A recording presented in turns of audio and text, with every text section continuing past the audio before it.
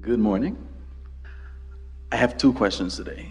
First time I met you was in October, and I asked you a question about relationships. I said, I want a relationship, and you said, let it go. And then you said, wake up in the morning and stay with that 17 seconds and feel great and everything. And I did that, and so many things changed and had a lot of fun and stuff like that. And I guess my question today is that I go through my day, and let's say a song comes on the radio, and I don't feel bad about it, but it makes me think about having a relationship, and then I go with it without noticing that I'm going with it.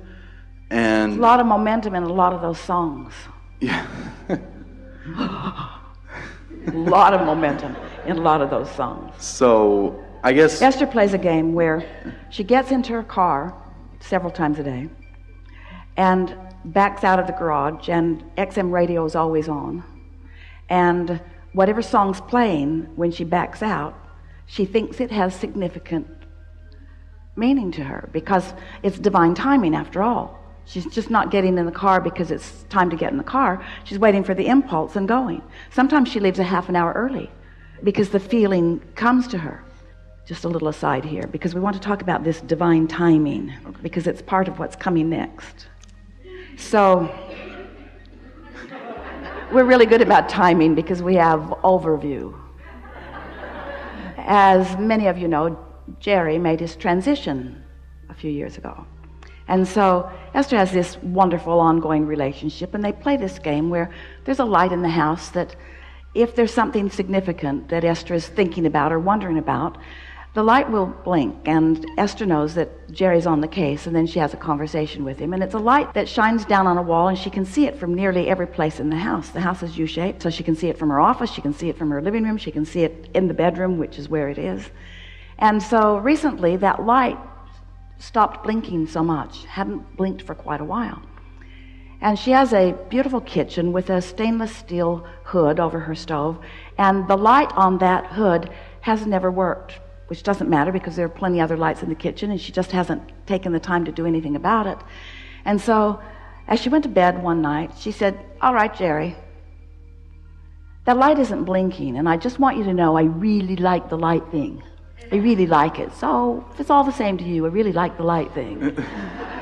And when she got up in the morning, the light over the kitchen stove was on. Was on. And she couldn't turn it off. The button just is inoperative.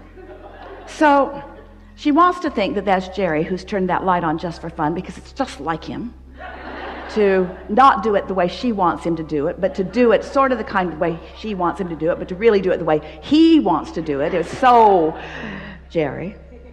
So Esther asks Fidel, the groundsman, to come and see what's up with that switch, because it doesn't seem right that she can't turn the light off. When she leaves the house, her house is a fancy house, she pushes a button and all the lights go off at once, except that light won't go off. So Fidel comes over and he dismantles it and takes it all apart and makes the light go off, and Esther says, thank you very much. And now that light isn't on for a little while, and then a few days later, Esther gets up and she notices the light is on again. And again, she cannot turn it off. So now she's on her way somewhere. She gets in her car. She pushes the button in the garage before she gets in the car that turns all the lights out, except that one. And she's laughing to herself, except that one. And when she gets in the car, the song on the radio, a country western song, is singing, try to leave a light on for me, will ya?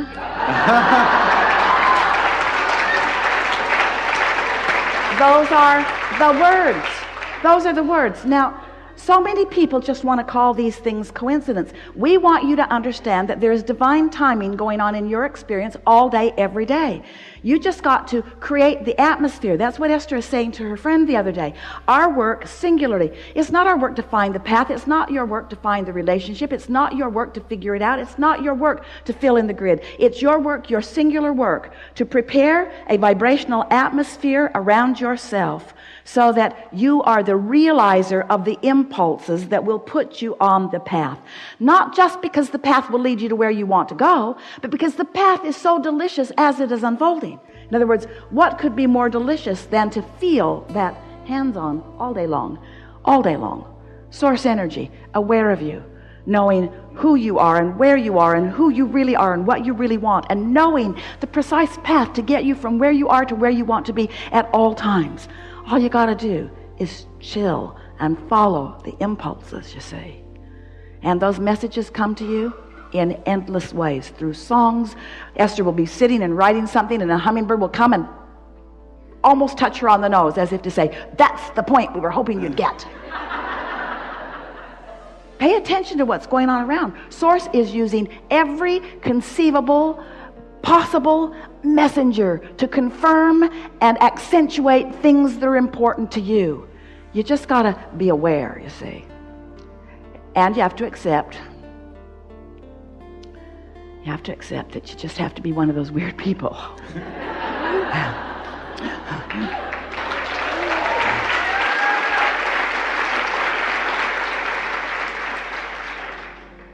So just follow the signs? Follow the signs, yes. But just before that, prepare yourself to be aware of the signs. That really is the work. You can't be mad and follow the sign to where we want to be. It's that unconditional thing. It doesn't matter how long it takes, you know it's coming. Just find some feeling. Try to find some touchstone, like Esther did with the video. Something that you remember, some moment in time, some moment when you felt unconditional. And by unconditional, we mean singular. We mean unconditional. We mean nothing necessary, no condition necessary to produce the feeling. It's just the feeling. It's what meditation will do for you. Meditation puts you in a place of unconditional love. If you can get your mind clear, that's what happens. You just get into that vibration where there's no condition that is contradicting your vibration, and then you're in that place of unconditional love. But you got to play with it just a little bit, and don't get freaky about it, and don't worry about it. Just try it a little bit and watch the results, and try it a little bit and watch the results, until before very long you will begin feeling yourself in this divine timing. Yesterday, as Esther was traveling here, when she got to the baggage carousel, the light began blinking in the moment that they walked to it, instead of the usual 20 minutes or so wait. And the driver who had come to pick them up said, perfect timing. And Esther thought, that's about the 4th time today somebody has actually said the words, perfect timing. She was on the airplane. There was a man sleeping next to her. She really wanted to use the bathroom, but she didn't want to bother him. So she sat there and she thought, and then he woke up after her second loud sneeze.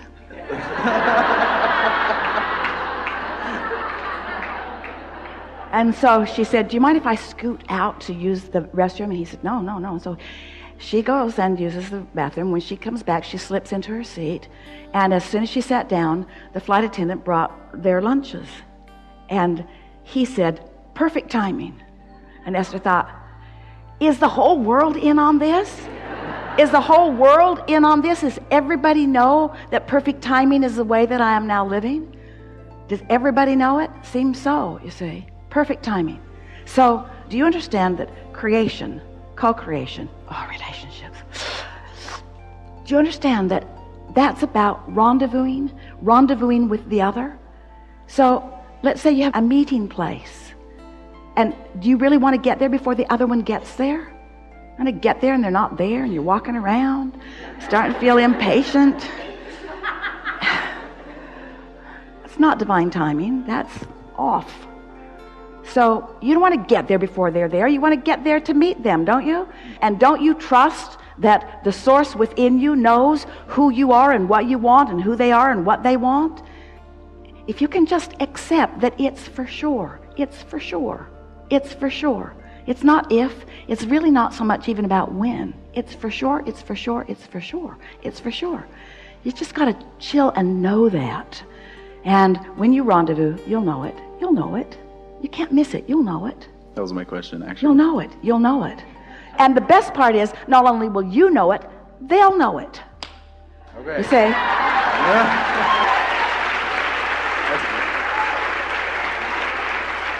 what good is divine timing if the wrong person shows up? That's not going to happen. That's not going to happen. It'll be divine timing, and you'll know it. You will both know it. No game playing. No, I don't know. I'm not so sure. I got here. Yeah. Give me your resume. I'll check you out. Not any of that. You'll know it. You'll know it. Okay. Really good.